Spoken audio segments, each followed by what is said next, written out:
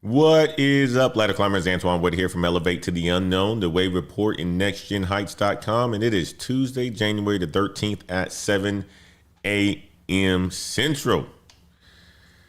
I got a number for you guys. 2750. That's the number. 2750 jobs. 2,750 jobs gone in the last 24 hours. Meta is letting go 1,500. Citigroup is letting go 1,000, and BlackRock is letting go 250. Same news cycle, same reason. But here's what nobody's talking about. A computer science professor named Roman Yampolsky, one of the first people to warn about AI risk. He said something this week that should change how you see everything. He says this: the AI boom is really a race to own the future of human labor. He said investors aren't betting on better software. They're betting on free labor, cognitive free labor, physical labor. That's what he said. I want you guys to type free in the chat if that hits a little bit different. Okay. Now, here's the thing. Yampolsky said any job performed entirely on a computer is vulnerable. That means programming. That means accounting. That means tax prep. That means web design. All of it. He says in 5 years, we'll have capability to automate all cognitive labor and a lot of physical labor. He said 5 years. That's the timeline. But today, I'm going to show you the jobs that disappeared this week, the people who saw it coming, and exactly how they reposition themselves. I want you guys to type reposition in the chat if you are ready to get to the daily climb. I see you guys in the house. I see Wayne Yu in the house talking about eat free. I like it. Good to see you, Wayne Yu. Good to see you, Indigo Blues in the house. Good to see you, Crypto Cakes. Big Suggs is in the house. Good to see you, my man. Good to see you, Ricky. Ricky says, good morning, folks. Gifty says, grand rising, everyone. Yeah, it's the morning time. It's the good time of the morning. And we got the lieutenant in the house, the life of Cam. And this is what he says.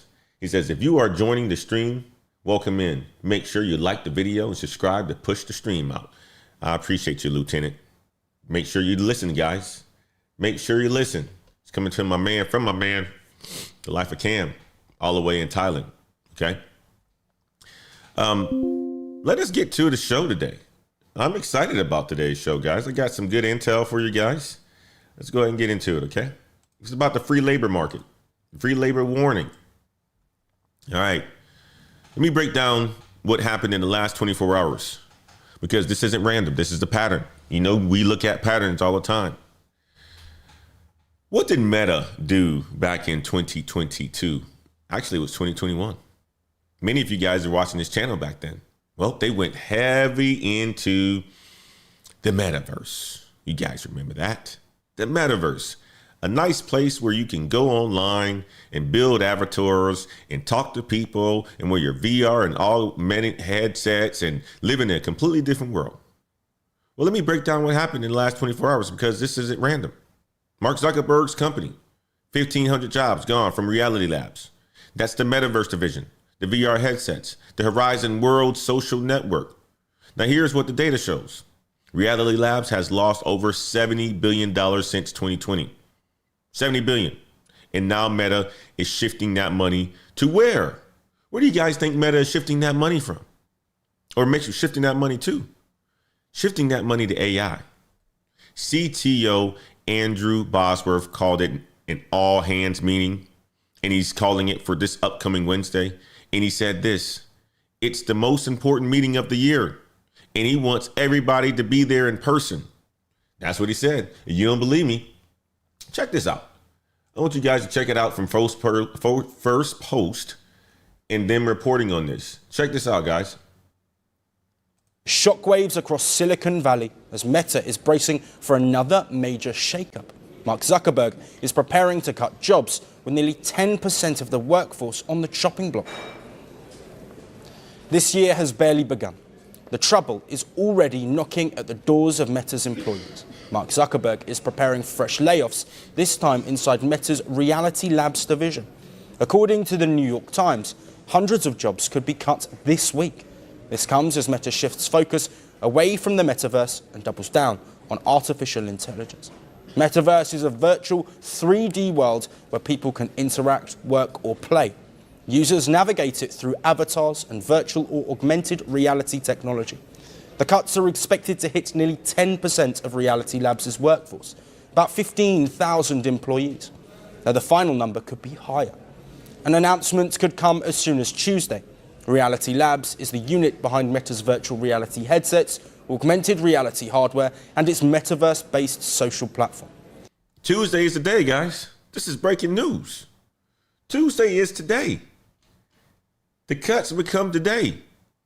We're going to get a word out if we're going to find out if it's going to happen or not today. At present, it represents about 19% of Meta's total global workforce of roughly 78,000 people.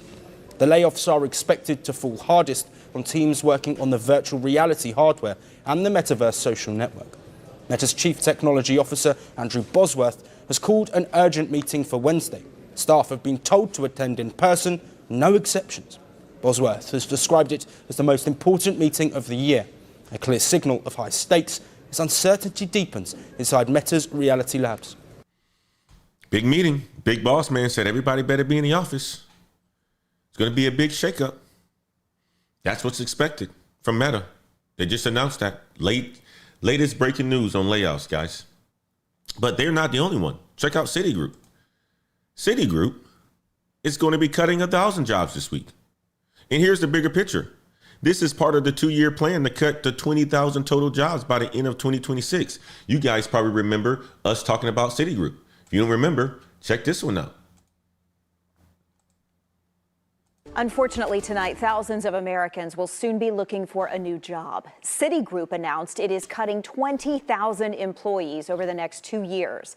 The investment bank says the cuts are necessary after posting nearly $2 billion in net losses in the fourth quarter of last year. Citigroup officials attribute that loss to last year's regional banking, as well as an $800 million restructuring. Our team is waiting on answers from Citigroup's corporate campus in Irving about how many people in North Texas could be losing their jobs. You heard it. This is a part of the 2-year plan to cut 20,000 total jobs. They're going to be getting rid of 1,000 this week. In Meta, 1,500, probably potentially even more. Okay? Gone from the Reality Labs. Now, many are going to say, okay, well, you know what? These are losing businesses and these are losing bets outside of Meta. And I would agree with that. That's what these job cuts are coming from, right? It is, you got to think about it. They failed at the metaverse and they're saying, all right, you know what? We need to spend money on where the technology is going, and that is in AI. So they're getting rid of people. People potentially should have seen this coming if the metaverse continued to fail. They lost over $70 billion. That's a lot of money. That is a lot of money. And then going back to Citigroup, their CEO, Jane Fraser, said this: we will continue to reduce our headcount in 2026. These changes reflect efficiencies that we have gained through technology. What is that technology? AI. That's the corporate word of saying AI does it now. So they had 227,000 employees in September. Target is 180,000. That's 47,000 fewer humans. That's what Citigroup is doing. And guess what? BlackRock is the other one that talked about laying off people this week. The biggest asset manager in the world, $13.5 trillion under management, 250 jobs. That is about 1% of their workforce. But here's what they said. They said improving BlackRock is a constant priority. Each year, we make decisions to ensure our resources are aligned with our objectives. Resources aligned with objectives, translations, humans cost money, AI costs less. This is the second round of a 1% cuts that they made in 2025. I want you guys to type pattern in the chat if you see the pattern. Okay? That's the AI signal. These are the AI signals, guys. I'm connecting the dots for you. Meta is shifting from the metaverse to AI. Citi is citing technology efficiencies. BlackRock is making annual workforce alignments. This is the same playbook, different strategy, same strategy, or different companies, same strategy. Yapolsky called it. He said, if a company valuation is $100 billion today, it's actually a small bet on having access to the free labor market. They're not cutting to survive. They're cutting to invest in AI, in automation, in free labor. And the market is going to continue to reward. And Apple and Google announced today that Google's Gemini will power Siri. You guys, all your Apple phones, you know, you like your Apple phones. Everybody has their little, their iPads and so forth. And I like iPads, I'm not going to lie. And I like, you know, Apple products, I got to say. I bought myself a nice little iPad or iPad. I'm saying iPad, but I mean MacBook Pro. And I maxed that thing out. And this is a beauty of a machine. And I love that thing. But here's the thing. Google Pixels. We got Gemini. And now you guys at Apple, you want Gemini as well. Google's Gemini will power Siri. $1 billion deal. Alphabet briefly hit $4 trillion in market cap. The AI pivot is being rewarded. Apple couldn't come up with their own, so they say we're going to partner with Google. The human workforce is being restructured, guys. I want you guys to type signal in the chat if you understand. Now, all right, you guys got the news on the 2,700 jobs that's been cut in 24 hours. You heard about Meta. You heard about Siri, City. You heard about BlackRock, all moving in the same direction. But here's the question. If this is happening to just about everybody, who's going to survive? Let me show you 3 case studies. People who got hit and what happened next, okay? Let me show you guys some case studies that I came across. It's going to be a good one. Stick with me on this segment, okay? This is part of the show that I love, and I love it because it hits home. Because the numbers are real, the people are real, the stories are real. James, he's a consultant. Business Insider just told his story this month. He didn't want his real name out there, so he just called himself James.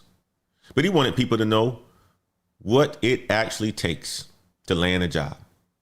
400 applications, 5 months, that's the math. Now here's what most people get wrong. He started like everybody else, doing 8 to 10 applications a day, blasting resumes everywhere, hoping something sticks. After 1 month, nothing. So he changed the strategy, dropped to 3 to 5 applications a day, but more focused, more targeted, more intentional. Here's the part that should change how you guys thinking about landing your dream job. Well, he had a dream job, a large bank. He applied there. He got rejected. He applied again. He got rejected. He applied again. He got rejected. He applied 10 times. He applied to the same company 10 times, guys. I want you guys to type 10 in the chat if that sounds crazy to you. Type 10 in the chat. Here's what he said. He said, I wouldn't say that I was perfect, but my strategy was to keep iterating, not giving up, adjusting, learning what it didn't work, learning what did work, and trying again. Application number 10, that's the one that landed. His dream company, the bank that rejected him 9 times, hired him on the 10th time. He also did something else. He networked with friends at target companies. He visited offices in person. He didn't just send out resumes into the abyss, into the void. He showed up. I want you guys to type iterate if that changes your approach. If you're going to be looking for a job in 2026, type iterate. Let's go to case study number 2. This is another one that I came across. A different path though. Chanel Gibson. I like the name Chanel. It's a pretty name. 33 years old. No bachelor's degree. She was folding clothes in a warehouse. 12-hour shifts, working hard. 15 hours for $15 an hour was the pay that she was getting. So it wasn't a lot of money. Okay. She worked at a pizza place, a daycare, and she spent 6 months in the Air Force before getting medically discharged. Then something happened. She said she had this aha moment. I looked at the rows of boxes and tired people alongside me and thought, I shouldn't be here. I feel like I'm destined for more than a minimum wage job that I'm not happy in. So here's what she did. She said in 2021, she got a Scrum certification through Scrum Alliance, a 2-day course, $400. $400, that's it. So she got her first Scrum Master job at United Healthcare in 2021.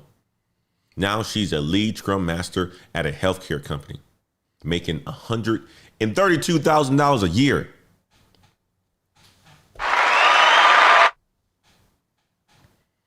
That's what I'm talking about. $132,000 a year. She said this: achieving this milestone made me realize there isn't a specific formula for 6 figures. I want you guys to type 400 if that changes how you see certifications. Cheap certification. She was able to get herself a Scrum Master. Then next you know, she moved over to United Healthcare, and now she went to another healthcare company. Now she's making over $130,000 a year. That's how you do it. Let's talk about Julie Levine. Another case study. Okay. She moved from LA to New York for a marketing job in 2023. Got laid off. Here's what she did. She went back to bartending. Same thing that she did in college. 6 months behind the bar while doing consulting on the side. Now here's what she learned. She said, all of a sudden, I see this new tone, and it was transformational.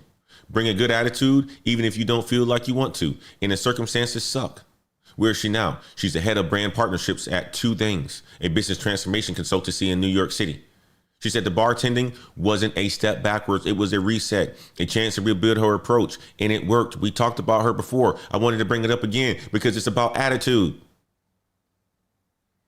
Now let me show you what these 3 have in common. James, 400 applications, applied to the same company 10 times, kept iterating until it worked. Chanel, 33, 400 certifications, changed everything. $400, spend the money. Get yourself the skills. Yeah, Julie took a step sideways, then leap forward. None of them waited for permission. None of them waited for the market to get better. They moved, they adjusted, they kept going. That is the difference. I want you guys to type move in the chat if you're going to move. Type move in the chat. That's the 3 survival stories. James, he applied to 400 jobs, got hired on the 10th try at his dream company. Chanel invested $400. Julie hit the reset, went to bartending, learned that she needed to come with new energy and a new attitude. Now everybody likes her again, and she's making a whole bunch of money. The macro forces that will shape the next 6 months, let me show you on a calendar, okay? Because the calendar matters. Let me share with you guys what's going to be on the calendar. These are important for you guys, okay? Because the next 17 days could reshape the job market. Tomorrow, January 14th, 8:30 a.m. Eastern, the consumer price index drops. That's the inflation number, guys. Here's what economists expect: 2.7% year over year, same as November. But if it comes in higher, the Fed might hold rates longer. And that affects everything: hiring budgets, corporate spending, your next raise. I want you guys to type CPI in the chat if you're going to be watching this show tomorrow to figure out what the CPI came in at. January 27th, January 28th, the Fed. They're meeting. 81% chance that they hold rates, no cuts. The market has already priced this in. But here's what matters: what they say about the rest of 2026. If they signal more cuts coming, companies might loosen hiring. If they signal inflation concerns, companies may stay cautious. I want you guys to type Fed in the chat if you understand why this matters. Type it in the chat. Here's another date that you guys need to be aware of. This one. This is the one that keeps a lot of people up. January the 30th. 17 days away. The RIF moratorium expires. Let me explain. RIF, reduction in force. That's government layoffs. Government layoffs, guys. Congress passed the moratorium. Said agencies can't implement layoffs until January the 30th. That moratorium is about to expire. The State Department already are moving forward with 250 foreign service officers being laid off. Despite the legal challenges, the federal workforce already lost 300,000 employees in 2025. Net reduction, 219,000. And that's before the moratorium lifts. I want you guys to type federal in the chat if that affects someone or affects you or someone that you know. Because here's the thing. Once that moratorium lifts, there could be more. Could be a lot more. And you guys already heard what we talked about on yesterday. Big Boss Man said there may be another government shutdown. God dang. Ain't that something? Ain't that something? Now let me show you where we are. We talked about the December job reports. December jobs, 50,000 just, that's it. That's 50,000 jobs added. That's all. That's all. Sounds okay. But here's the context though. 2025 total, 584,000 jobs. That's an average of 49,000 per month. Worst year since 2009 outside of COVID. These numbers are showing the new economy, guys, the new reality. Here's the thing that should tell you everything. Healthcare alone was 69% of all job growth. That is one sector, 69% of all job growth, carrying the entire labor market. If you're not in healthcare, you're fighting for 31% of the shrinking pie. When you guys type healthcare, you see the signal. Many of my ladder climbers are in healthcare. Many of my ladder climbers are trying to get out of healthcare. Well, they're trying to get out of a certain type of healthcare, a certain type of healthcare. Healthcare is a pretty safe bet right now. Okay? It's a pretty safe bet. But you got a lot of my ladder climbers are saying, nope, I don't want to mess with no healthcare no more, man. I want to do something else. I want to do something in healthcare, but I want to do something on the technology side, Antoine. So I said, okay. I get you. I get you. Let me break this down even further. Adding jobs. Healthcare and social assistance, 713,000 in 2025. Food services, 27,000 in December alone. Construction still growing. Losing jobs, manufacturing, down 68,000 in 2025. Business and professional services, down 97,000. Retail, down 25,000. So the market isn't bad for everybody. It's bad for some people. And it's pretty great for others. The question is, which side are you on? Would you guys type split in the chat if you see it? We've been talking about this two-tier economy for a long time.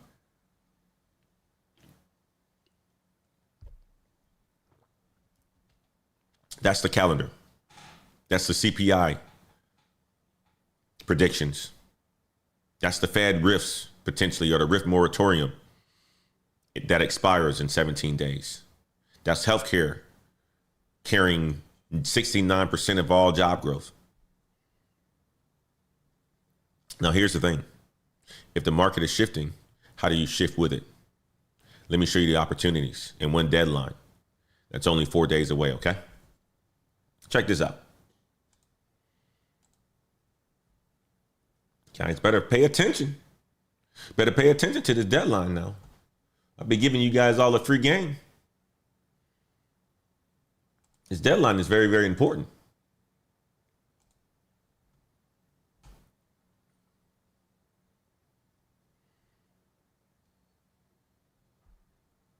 So many of you guys were listening to this show some months ago, around the October timeframe, when we were talking about Marcus and the certifications. And we were talking about the Oracle free certifications. Well, first, Oracle AI certifications, free for partners. It expires January 17th. That's 4 days away, guys. 6 certifications available. OCI AI Foundations Associate, Oracle AI Vector Search Professional, OCI Generative AI Professional, OCI Data Science Professional, and more. Normal costs, $245 to $395 per exam. Right now, it is free for 4 more days. I want you guys to type Oracle in the chat if you're going to grab it. Some of my folks in the ladder climbers, or some of my ladder climbers, are actually grabbing this and already talking about it in the chat. And my man Danny told me about the IBM one. I don't think I have IBM on the show today, Danny. But I'm going to try to look it up for next show and get the resources out. Okay. Check out Oracle certifications, guys. Here's another one that I came across. If Oracle isn't your path, ISC2, certified in cybersecurity. They are 1 million certified program. That's what they are. They're 1 million certified program. Free training, free exam. The only cost, $50 annual maintenance fee after you pass. No prerequisites, no experience required. You can complete it in 1 to 2 weeks. That's your entry point into cybersecurity, one of the fastest growing fields. I want you guys to type cyber in the chat if that's your move. Check it out. ISC2, certified in cybersecurity. Topaz said Oracle. Big Sug said Oracle. Life of Cam says Oracle. They all messing with the Oracle. I like it. The Oracle. Let me show you why AI credentials matter. Let me show you why. Because today, Apple and Google announced a deal. Google's Gemini will power Siri. $1 billion partnership. Think about that. Who would have thunk of? Apple, the company that made Siri, couldn't build AI fast enough, so they went to Google. Webb Bush, the analyst, called it a major validation moment for Google as a premier foundational model. That's what they basically said. Let me see if I can find a little bit of YouTube data on this. Gemini to power Siri. Let me see if I can find a video on that. Ain't that something? Yeah, I got one.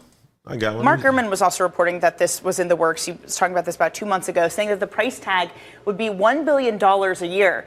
That seems incredibly cheap considering all the other big tech giants are spending hundreds of billions of dollars a year on their AI. Yeah, and it's not a surprise because Google obviously comes with TPUs. They already have their existing search relationship with Apple. And look, at the CES, Amazon launched Alexa Plus. So you know there's a lot going on with agentic commerce and voice, and Apple has to obviously step up in terms of whichever LLM they want to use. And to my mind, Google is the most obvious choice. And there is no shortage of functionality because we know everyone is looking at voice as an area for agentic commerce. So this is coming in at a good time. I was looking at, at our own WSL Predict, which is something that Michael McDonough puts together for the Bloomberg terminal. And one of the things you can bet on is who has the best AI at the end of the year. And Google dominates 91% over XIA. OpenAI only has 0.9%. Sorry, this is for the end of January. Are they really that much ahead?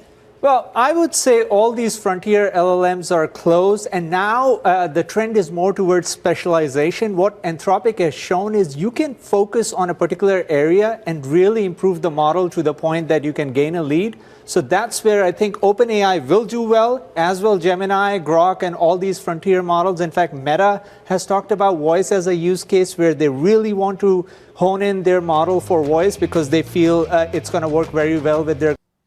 You heard it. You guys heard it. If Apple can't build AI fast enough, what do you think every other company is going to do? If the big Apple can't build it fast enough, they're going to be buying it.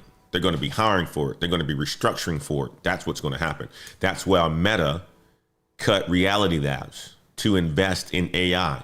That's why the credentials matters now. That's why you getting your certifications in your AI and messing with the tools. That's why it all matters now, guys. I want you guys to type Apple in the chat if you see the opportunity.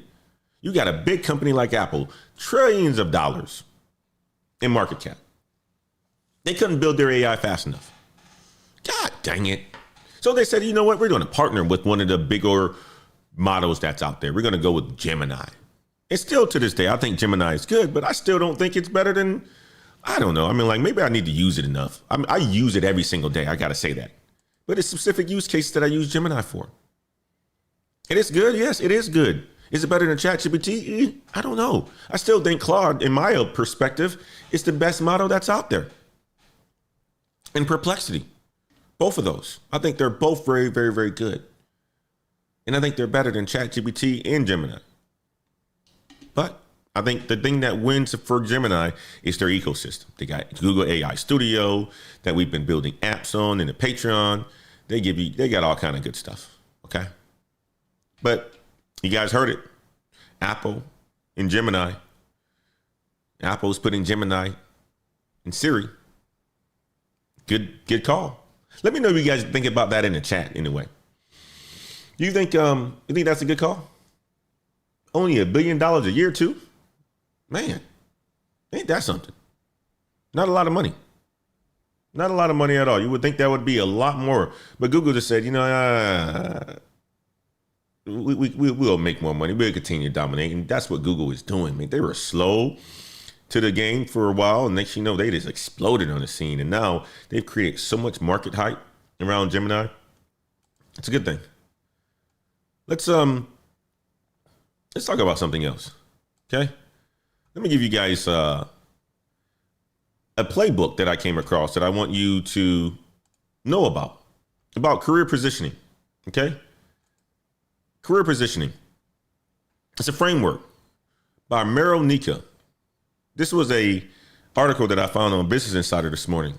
And Meryl Nika is a Google AI product manager, over a decade in the field. And she said something on a podcast last week, and she talked about it on the Business Insider article that I read this morning. She says, be like crabs. Move adjacent to what you've been doing. Typically, you hear somebody say, be like crabs. You think about the crab in the barrel mentality, right? Pulling each other down, trying to let someone get out. You can't do it. You got to pull them down. But no, she says, be like crabs. Move adjacent to what you've been doing. So in your career, she's saying, is when you are ladder climbing, crabs move to the side. They don't move up and down. They move to the side. So that's interesting. Move adjacent to what you've been doing. Adjacent, not a complete restart, a sideways move. She gave an example. She said a guy in her boot camp worked in hearing aids. Thought he was stuck. Couldn't see a path to technology. They looked at Apple's career page, found an opening for a product manager role, working on AirPods, hearing expertise, directly applicable. She said this, we need to be open-minded, bring in previous experience because that's going to set you apart. I thought that was good. I wanted to bring that to you guys this morning. I was like, interesting. A guy who worked in hearing aids thought that he was stuck working in hearing aids because to the limited mind, to the unopened mind, that would seem like that is pretty limiting. Working in hearing aids, you just in audio in some sort, right? Hearing. But they looked at Apple's webpage, careers page, and found that they can work in AirPods or you can work in Gemini pods. I have my Gemini pods or my Google Pixel Buds. I love those things. But just think about that. If you work in hearing, you can work in just about any sort of audio, any sort of sound. So that's the adjacency that she was talking about. I want you guys to type crab if that changes how you see your experience. Think about that, right? You may work in a certain spot, but there's adjacencies that's there that you may not be thinking of. And that's an opportunity for you to take what you learned from the show and then use ChatGPT to think about some of the adjacencies if you're looking to do something a little bit different. All right.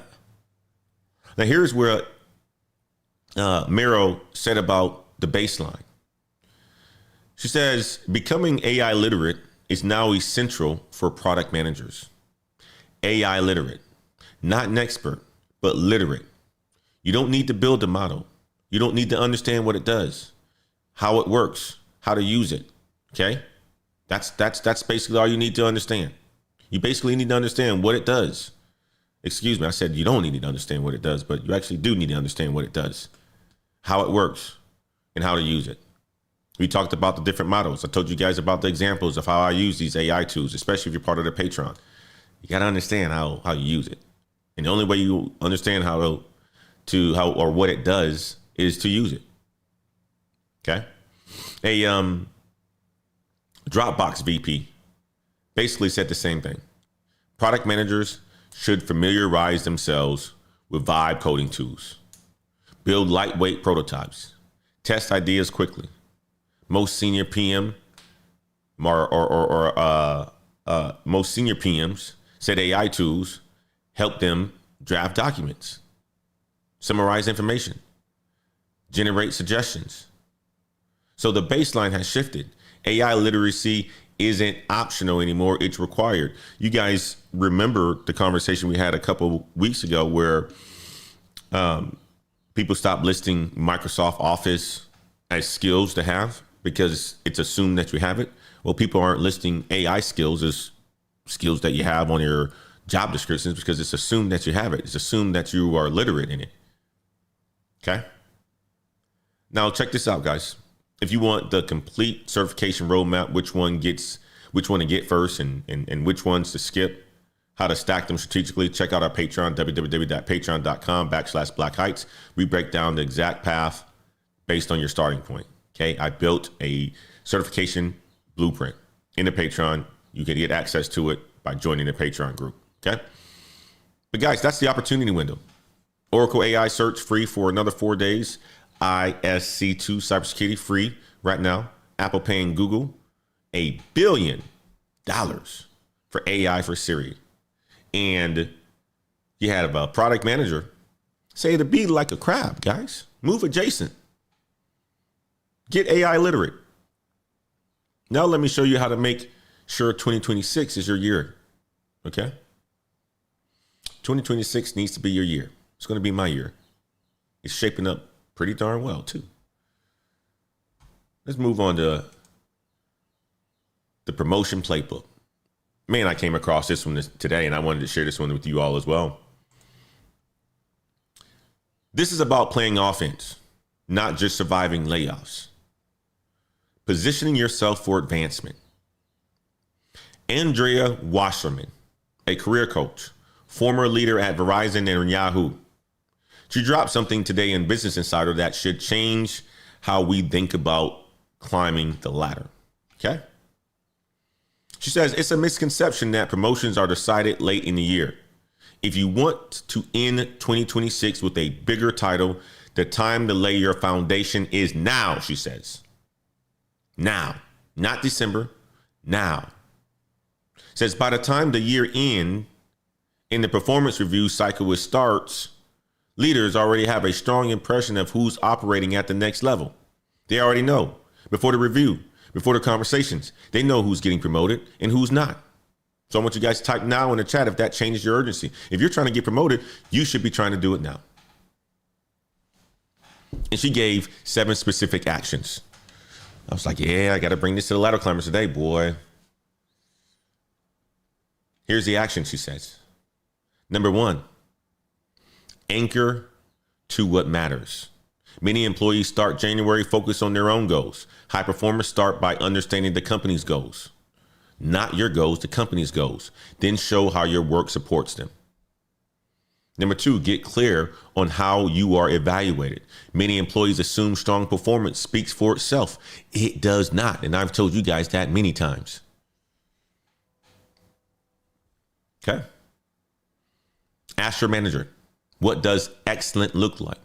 How are decisions made? What actually matters? Then focus your energy accordingly. 3, take ownership of a problem that isn't yours. This is one that separates people. High potential employees don't wait to be told exactly what they fix. They notice the gap, they raise their hand, and they take responsibility. Find one problem, not in your job description, but affecting the business, and fix it. Communicate the results. That is how you show that you are ready for the next level. Okay, type problem in the chat if you're going to find one in your company. 4, track your impact in real time. Start tracking your impact in real time as it happens. Aim to do this weekly. I talked about the brag book. There it is right there. You guys are part of the Patreon. You're part of the Discord. You see us giving our weekly recaps, what we were able to get accomplished over the last week. I need to make my update today. Dang, a little bit behind. But start tracking your impact as it happens. Don't wait till the end of the year, because that's the time when you can't remember. You can't remember a year's worth of work. So track every single week. Write down what you did, what the results that you got, what feedback that you got. That is your evidence when the promotion conversation comes up, so that you're not guessing. You are showing. Okay. Now here's the mindset. Here's how she said she closed. The employees who move ahead don't rush, but they also don't sit back. They use the beginning of the year to set direction and establish credibility. Set direction, establish credibility, signal how you intend to operate. That's January. And by the time others start thinking about advancement, you are already seen as the obvious candidate. Okay? That's what she said. Now check this out. You guys want the complete playbook, the weekly tracking templates, the promotion conversation scripts? Check out the Patreon, www.patreon.com/Black Heights. All right. We got many people who are in our community who've gotten raises. We got many people who've ladder climbed. We got many people who know how to do all of this. Anchor yourself to your company's goals, take ownership of problems, track your impact weekly, and you will win in 2026. All right. Let's talk about your move. What's the move that you should be making today? Let me give you 3 takeaways from today's show. Takeaway number 1. 2,750 jobs disappeared in 24 hours. You got Meta, you got Citi, you got BlackRock, all moving in the same direction. AI investment, workforce restructuring. Yapolsky called it the race to control free labor. This isn't a bad economy. This is a restructuring economy. Position yourself accordingly. Takeaway number 2. The survivors aren't waiting. Check out the story that we talked about on Amy. Fought for 20 months. Chanel invested $400 in a certification. Okay. Julie took a step sideways, then leaped forward. Andrew filled out a whole bunch of applications and got hired. None of them waited for permission. None of them. They move. And your move matters. Number 3, the calendar is tight. Oracle AI certifications expire in 4 days. CPI drops on tomorrow. The Fed meets in 2 weeks. The RIF moratorium expires in 17 days. The window to position yourself is now, not next month, not next quarter. All right. The 3 takeaways. That's it. Yapolsky said something else. When quality crosses a usability threshold, substitution can be abrupt. So wage value can collapse faster than institutions can adapt. That's what he said. So abrupt, faster than institutions can adapt. That's why you don't wait. That's why you move now. That's why you are here at 7 o'clock or 7 o'clock in the morning, sick or not. Your boy ain't feeling so well this morning, but I'm here. 7 a.m. Learning, positioning, climbing, making it happen. Here's what I want you guys to do this week. Today, take 1 action. If you're technical, get that Oracle certification before Friday. If you're not technical, potentially start the IC, I2, or ISC2 cybersecurity path. If you're employed, find one problem that isn't in your job description and start solving it. 1 action. Just do it. Okay? Do it today. And check this out. If you can't catch this show live every single morning, make sure you are subscribed to the newsletter every single weekday. You get a full recap at 11:30 a.m. Everything that we covered, the data, the stories, the strategies, delivered straight to your inbox. Link is in the description of this video. And do me a favor, guys. If this show has helped you in any way, gave you some insight, gave you some thought, give you something to think about, hit the like button, hit the subscribe button, turn on your notifications. We are here every single weekday, 7 a.m. Central, building this whole show together, climbing together, making that shit happen. All right. Tomorrow, CPI drops at 8:30 a.m. Eastern. I'll break down what it means for the hiring for the year, what it means for raises, what it means for positioning. You don't want to miss it. I'll bring in a live broadcast from Bloomberg or CNBC and see how we can leverage this data. But guys, again, the newsletter link is in the description of this video. Full recap every single weekday, the data, the strategies, the positioning play. Never miss an episode. Okay. Make sure you hit the like button. Make sure you hit the subscribe button if you haven't done so yet. Share this with somebody who needs to hear it. Somebody who thinks that the layoffs won't reach them. Somebody who's waiting for things to get better. This information can change their trajectory. This information can change their damn lives. All right, guys, that's the show, man. Tuesday, January 13th. The free labor warning.